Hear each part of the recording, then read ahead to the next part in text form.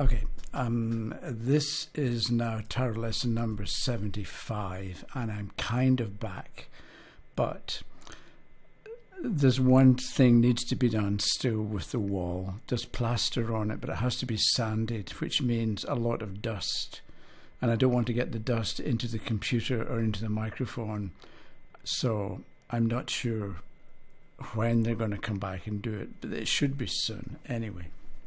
So my agenda, today we're going to talk about, or I'm going to talk about, the signs of the zodiac. A few people have asked for more information. So my agenda is this: 30 minutes, Scorpio. Can't read that. Okay, Aries the Ram, 12 days, modem and interviews. So, how do you learn astrology? Either you read books and get ideas about what the signs are supposed to be like, and then you accept it, or you meet people and you discover that yes, they're actually like that. And that's one way of going about it. The other thing is study people, and then once you've got an idea of what the actual people are like, then look at the horoscope, or then look at the sign of the zodiac or the moon position or whatever it happens to be. That way you're going to get, it's going to take longer, but you'll end up able to understand what you're dealing with a horoscope or with a person. Because it's one thing, if you begin with theory and then go to practice, it doesn't work, you're going to fail. If you begin with practice and then go to theory, it'll work. So the reason I wrote 30 minutes Scorpios, let's say you read a book and you discover that, or you read that Scorpios are manipulative. Okay, so you're talking to a Scorpio, and after about 30 minutes they say something and you think, Scorpio is manipulative. They just said or did something that shows that they are manipulative.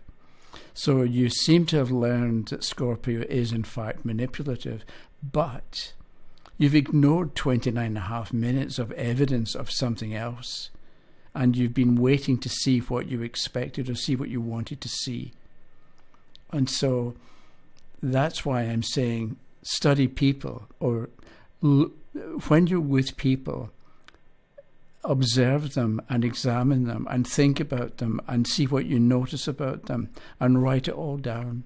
And start with people, then look at the horoscope, or then look at the signs of the zodiac and see what you can figure out, and see in what way or to what extent they represent what they're meant to represent. And when you find somebody who doesn't seem to be true to type or true to what they're supposed to be like, you write that down as well, and then you try and figure out why. Because maybe the book is wrong, or maybe there's another factor that was more important than, let's say, the sun sign, that caused them to behave or act in a way that's different from or unexpected by you about the nature of that individual. And I'll give you some examples of that as we go through. So, the zodiac, the word zodiac means circle of animals. And it's easy to forget that, because it's a zodiac, and that's why I wrote Aries as a ram. So, and I'll deal with 12 days next. I think what you do, or here's a suggestion: over the next 12 days, 12 signs of the zodiac, 12 days. So today or tomorrow, you look at it, you study Aries. The next day, you get a bit about Taurus, then Gemini, then Cancer. Give yourself 12 days to isolate or focus on one sign of the zodiac and see what you can learn. But the zodiac is a circle of animals. So Aries, that's the symbol for Aries. And Aries is the ram. So if you want to understand Aries people, study rams and sheep and lambs and ewes, a U-E-W-E, a female sheep. So go to Wikipedia or go to a book on zoology or something like that, or a book about farming, and read about rams and sheep and see what they're like. Then find a few Aries people and see how they represent or exemplify Aries as the ram or the child or the lamb of the zodiac, and see what you get. Because the next sign is Taurus, and that's Taurus. Taurus is the bull or the cow. So cows have multiple stomachs. So a cow will chew some grass, and then it regurgitates it and chews it over again, and then swallows, and then it regurgitates it and chews it over again. To what extent? So if you want to understand Taurus, understand bulls and cows. And because the cow has multiple stomachs and they regurgitate, to what extent do the Taurians that you know or that you come across, or if you're a Taurian, to what extent do you have to go over the same thing multiple times in order to get it? And so what you're doing is you're not taking a theoretical... The problem with astrology is you go to podcasts and books and they spend 2 hours talking about Sagittarius or whatever, and most of the time they're not talking about Sagittarius because they've lost the essence of Sagittarius by talking about other characteristics of Sagittarius or other characteristics of the person whose horoscope they're looking at. But if you stick with one sign a day, and Taurus is the bull or the cow, what are male Taurians like? Are they like bulls? Aries is the ram that charges and butts heads. Taurus is the bull, but more dangerous. Because a bull there's the expression, a bull in a china shop. So are Taurians clumsy like that? Or are they aware that they can be clumsy, so they're careful? So Aries, Taurus, Gemini. So the zodiac is a circle of animals. But Aries is an animal, the ram, the cow and the bull. Gemini is the twins, Castor and Pollux. So read about Castor and Pollux. One was mortal, one was immortal. So to what extent are Geminis mortal with human thinking, and are they immortal so they're able to tune into divine understanding or divine truth or divine something or other, eternal truth? Or to what extent are the Geminis that you know 1% or 1% divine and 99% human? Or 50-50, or what? So you're looking at Geminis. And so I mentioned that Geminis, Castor and Pollux. Aries and Taurus are animals. Gemini is a human sign. Right? So if you spend time with a Gemini, you're spending time with a human being. And that's different from spending time with an animal or a fish or 2 fish when we get to Pisces. So that's the basic idea, and it's true. So why don't you think about that and see what you can develop or what ideas you come up with or what you can discover, rather than go to the answer, so to speak, which is in a book about the signs of the zodiac, where they'll tell you the apparent truth about the signs of the zodiac. Maybe it's true, maybe it's not. But don't just learn what is supposed to be correct. So Gemini is that. Cancer, the crab. Cancerians are crabs. So crabs scuttle about. They go from side to side. And they've got a hard shell but a soft underbelly. And so are Cancerians apparently tough, but really they're not? Or are they really quite adaptable and tough and movable and so on? So think about Cancer and crabs and crustaceans. Leo, running out of space. There's Leo, right? Leo's the lion or the lioness. So they roar, they make a lot of noise. Lionesses are good with babies, good with children, with cubs. Lions aren't that comforting with their children. The other thing, if you read about lions, I discovered a long time ago that lions, male lions seem to lie around all day and do nothing, in the same way that Leo men are quite happy to do nothing. Then they get motivated and they can do an awful lot in a short period of time. Lions, male lions, hunt at night. Which, does that mean that Leo men are more productive at night time? Or they ought to do night shift? Or that when it comes to being creative maybe, that they function best not during the working day, but at night? So Leo's a lion, and it's an animal again, right? And it's dangerous because it gets sharp teeth and claws and so on. They roar, they can make a lot of noise, they can be overly dramatic and quite scary, but maybe they're deep down they're kittens, like soft little furry animals that act tough but they're really not. So next is Virgo. Virgo's a virgin, and this is meant to represent a sheaf of wheat. So Virgo is virgin in the sense of virgin soil. So it's ready to be seeded, but it's not growing anything yet. But it's, if you know that if you plant a seed in that soil, it's going to flourish and it's going to develop.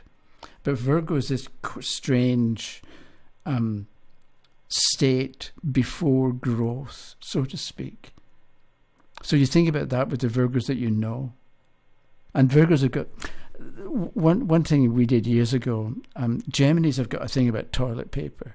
So if you go into somebody's bathroom and the toilet paper, the flap either okay, okay, so the flap either falls this way or this way. And Geminis will make a point of turning it. If they don't like the way it is, they'll turn it this way so that it's, do you know what I mean? It's that kind of thing. So you'll find that there are various quirks about the different signs. And that can make you wonder why and what's going on. And I say that because, I forget why. I can't remember, it's gone. Anyway, there's Virgo. Libra is like that. And Libra is a human sign as well. Gemini and Libra are human. So when you're dealing, Libra is the scales or the balance. And that means not that Libras are balanced, but they're unbalanced and they're trying to find balance. So they'll say something and then they'll go to the opposite extreme and they'll realize they've gone too far. Then they come back to the first point. And so they go back and forth. So that's a scale, an out of balance scale, trying to find balance. In what way are Librans like that? Remembering that with a Libra and a Gemini, you're dealing with a human being, not an animal. Which can be hard for you. If you're a Tyrian and you're dealing with a Gemini, they're not like you. They're different. I don't want to say different kettle of fish, but because that's Pisces, but they're different. They're not human. Not that that's an insult, but I mean, Taurus isn't human. Understand that. What's the animal like? And then after Libra, you've got Scorpio, which is maybe dangerous. Maybe this is a sting in the tail. So Scorpio is three things. It's a snake, it's a scorpion, and it's an eagle. So if you want to understand Scorpios, study snakes that shed their skin periodically. Study scorpions. And there's that story about the scorpion gets a ride across a river on the back of a frog, and halfway across, the scorpion stings the frog to death, and the frog says, you know, why did you do that? Now we're both going to die. We're both going to drown. And the scorpion, as apparently said, it's because it's my nature. So is there a self-destructive streak in scorpions as well as in Scorpio people? And Scorpio is also the eagle, which has great eyesight and is not on Earth, but can see what's going on Earth. So Scorpio is Scorpio. And then we get Sagittarius. the archer, the centaur, half man, half horse. The first half of Sagittarius is the horse. The second half of Sagittarius is human. And that tells you something about the people born at the beginning of Sagittarius and people born at the end. My daughter happens to be a Sagittarian, and maybe a week ago I reminded her, or I pointed out that, as somebody said once, what's the difference between a donkey and a horse? And a horse will run itself to death for you, whereas a donkey will get to a certain point and say, okay, I've had enough. You can beat me if you want, but I'm not moving anymore. I'm not going to kill myself for you. Whereas Sagittarius horses will go that extra mile, and it may harm them, but they'll do it anyway. Sagittarius Capricorn, VS, very serious. Capricorn's a goat, right? So if you want to understand Capricorn, study goats. I remember something I mentioned in a course once about a goat, before it goes into battle, will hyperventilate. And there was a fellow I shared a flat with in Glasgow who was a Capricorn, and he had this girlfriend who had an ex-boyfriend who came to visit the girlfriend, and the Capricorn, he was going to go into battle because he was going to confront the ex-boyfriend, and he hyperventilated right in front of me. He got all worked up and all before he went into battle, in his own way, in the same way that a goat will hyperventilate before it gets into battle. So if you want to understand Capricorns, not theoretically from the books, but actually study goats and see what they're like. And then Aquarius. Aquarius is another human sign. And I don't know what to say about Aquarius apart from they're weird. So study Aquarius. Keyword is I know. I'll give you keywords later in another video. But at this point I'm thinking, if you want to understand Aquarius, what do? Study, I don't know what. Find something. Okay, so and then last is Pisces. I'm skipping ahead because Pisces is two fish swimming in opposite directions. So one represents the soul, the other represents the personality. And either the personality drags the soul down or the soul elevates the personality. And it's a bit like you've got two things going on with Pisces, because there are three dual signs. Gemini is the twins, dual, D-U-A-L, meaning two. Gemini is Castor and Pollux. Sagittarius is half man, half horse, and Pisces is two fish. So with each of these three signs, they've got something in common, that there's a double side to the nature. So you look at Piscean, what are they like? Are they poetic, or are they drug addicts, which is like one extreme to the other? But Pisceans, because it can represent escapism, and they feel deeply, apparently. But again, that's the thing. You read about Pisces, they're compassionate and blah, blah, blah. But I know a lot of Pisceans who are anything but compassionate. They're really selfish, uncaring. They talk like they care, but they don't really go out their way to. I mean, some do. I'm not saying they all do. That's the thing. You study the signs of the zodiac and the people that you know that relate to those particular signs, and then you figure out, okay, is this true for all of them? So I mentioned about a couple of Pisceans I know who are not compassionate, yet my sister-in-law looked after her mother for like 11, 12 years. She would go twice, 3 times a week and clean the mother's kitchen floor and take care of her. Even though the mother was old, not that old, but she could have taken care of herself. The Piscean. So is that because she was a Piscean, and that's the nature of Pisces, and she was a good example of that? But she had this other side as well, this upset, frantic kind of person as well. So you make some notes about the different signs, the characteristics that you observe with people that you know, and then you relate the characteristics to the signs later. And then you ask yourself, okay, is this a general fact about that sign, or is it particular to this particular individual? And if it is particular, why?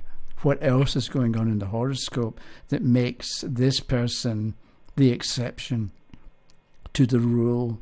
Or why is it that this person who's, let's say, a Piscean and who's very compassionate and caring and goes out of her way to make things easier or better for the mother, yet she'll give her husband a hard time by being disorganized? So yes, she goes and looks after the mother, but she doesn't seem to understand that she could make things an awful lot easier for the other people that she lives with. So, I'll forget about the modem for the moment. It's going to be too long. But then I wrote down interviews. So, if you go to astro.com, astro.com, com, and on the right-hand side of the screen down here, there's a section called Astro Data Bank, ASTRODATABANK, running out space. Okay, Astro Data Bank. Go there, and partway down the page, you'll find a list of public people, and you've got it's all arranged in alphabetical order. So if you go there and key in a name, you get a reasonably accurate horoscope of the person that you're interested in. At the top right, there's a section, Rodden data. There's a woman, Lois Rodden, who gathered data from birth certificates years ago, and so if the data is AA, that means it's accurate from a birth certificate, a recorded time of birth, and that's going to be more accurate than somebody who remembers, or somebody remembered they were born at 10 in the morning, whatever it happens to be. So if you go to Astro Data Bank, so the reason I wrote down interviews is because recently I've been watching interviews with David Gilmour, Roger Waters, Richard Wright, or Rick Wright, and Nick Mason, Pink Floyd. And it's interesting to watch interviews with David Gilmour and just think, okay, he's a Piscean, and this is a Piscean speaking. And so the question would say to David Gilmour, blah, blah, blah, question. And David, he seemed to begin every sentence with, and he would sort of think it through for a second, and then he would give an answer. There's a friend of mine in Glasgow. You ask him a question, and he says, well, and then you start talking. And then it makes you wonder, are Pisceans, or do Pisceans, the friend in Glasgow is a Piscean, do Pisceans, when you ask them a question, take a moment to settle themselves or to find the midpoint, given that Pisces is dual, and then they speak from here, maybe, and talk. Whereas Roger Waters, who's a Virgo, he was asked a question, he just started talking. He didn't have to think about it, maybe because he already had the answer, and he was just repeating what he already knew. So you look at Richard Wright was a Leo, and so if you've got famous people, you can look at their horoscope and maybe just observe them to get an idea of how that particular sign comes across and represents themselves and how they speak. The thing is, in a horoscope there are 12 houses. Okay, and this one down here, the third house, is how you communicate, and the sign on the cusp here will show this how you communicate. So maybe you get 4 Pisceans, and they're all kind of the same, but there are differences because they have a different sign on the third house cusp. So they're not quite the same. They're not exactly the same. And this is why astrology takes 3 lifetimes to learn, because there's so much of it. However, that's something for you to do for 12 days. Choose one sign of the zodiac, read about or learn about the nature of the animal that goes with the sign, or the nature of the human that goes with the sign, and see what you can figure out. and begin to put it all together, or begin to make notes, knowing that it's going to take you forever to figure it all out. But you can, and